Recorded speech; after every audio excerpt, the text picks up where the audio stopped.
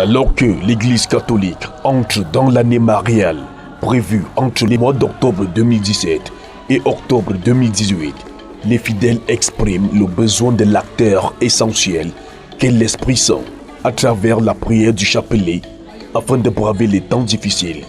Salut Marie, pleine de grâce, le Seigneur est avec vous. Vous êtes bénie entre toutes les femmes, et Jésus, le fruit de vos entrailles, est béni.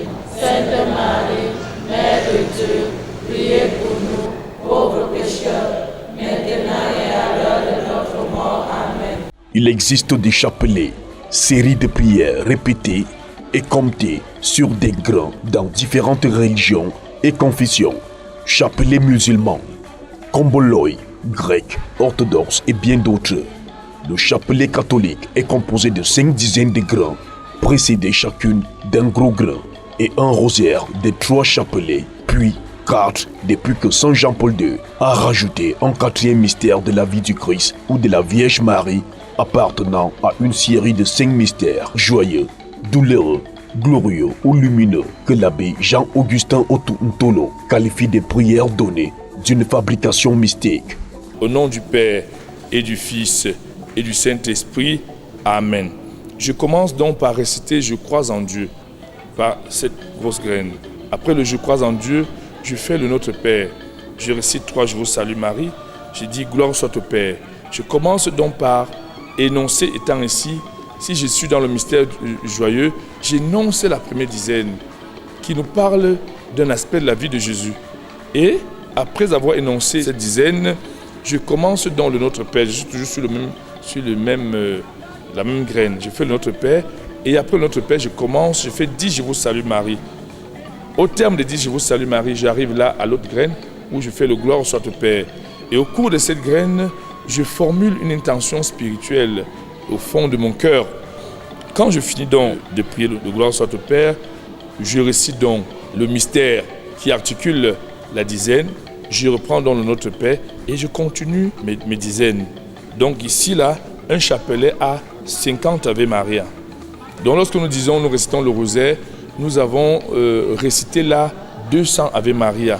Le chapelet, c'est la vie de Jésus résumée en quelques mystères. C'est un instrument de prière que la tradition attribue à Saint Dominique au XIIIe siècle d'avoir reçu lors d'une expérience spirituelle forte le chapelet à la Vierge la plus couramment usitée. Le pape Saint Pie V attribue à cette prière la victoire des chrétiens contre les Turcs à la bataille de Lépante, et nombreux sont ceux qui lui attribuent l'échec de la prise de contrôle de l'Autriche par les communistes en 1947. Le rosaire vient de rose. Le rosaire, c'est la fleur que nous posons au pied de Marie.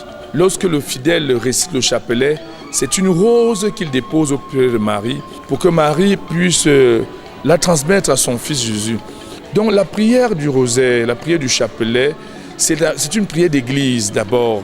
Ce n'est pas une prière dévotionnelle. Et l'église croit que par Marie, nous avons le chemin le plus judicieux pour arriver à Jésus, pour arriver à Dieu. Marie, qui a travaillé, qui a été avec les apôtres après la résurrection et après la montée de Jésus au ciel, et le jour quand ils ont reçu le Saint-Esprit. La Vierge Marie invite à prier quotidiennement le chapelet dans la plupart des apparitions mariales reconnues par l'Église, et de très nombreux saints et chrétiens le prient chaque jour. Le lundi a son chapelet, à savoir le mystère joyeux, puisqu'on doit parler de toutes les actions qui ont entraîné la naissance de notre Seigneur Jésus-Christ. Bon, le mardi, c'est le mystère douloureux pour accompagner le chrétien à revivre la passion du Christ. Maintenant, le mercredi sera le mystère glorieux. Parce qu'après avoir connu la mort, le Christ est ressuscité. C'est quelque chose d'extraordinaire. Le jeudi, c'est le mystère lumineux.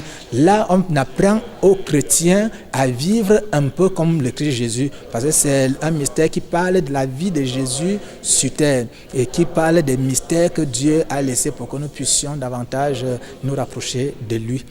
Et On va recommencer le vendredi avec le mystère douloureux, le samedi avec le mystère joyeux et le dimanche, le mystère glorieux qui va nous mettre tous en présence du Seigneur pour déjà la célébration de la Sainte Eucharistie du dimanche.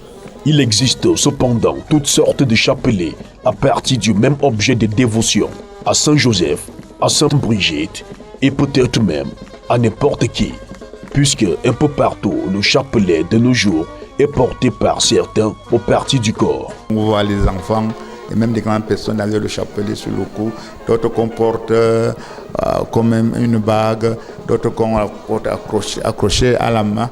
Tout ça, le chapelet, on ne doit pas nécessairement le porter. Nous avons le chapelet comme un instrument qui nous sert à prier. J'ose croire que c'est pour exprimer leur attachement à Dieu, leur attachement au fondement même du chapelet, c'est-à-dire de la Vierge Marie, du Christ Jésus et de tout ce qu'ils ont eu à vivre et enseigner. Le premier miracle de Jésus fut aux noces de Cana. C'est Marie qui intercède, qui va auprès de son fils Jésus pour lui dire « Ils n'ont plus de vin ». Et Marie dit à ses ouvriers « Faites ce qu'il vous dira ». Une manière de dire « Écoutez ce qu'il vous dira ».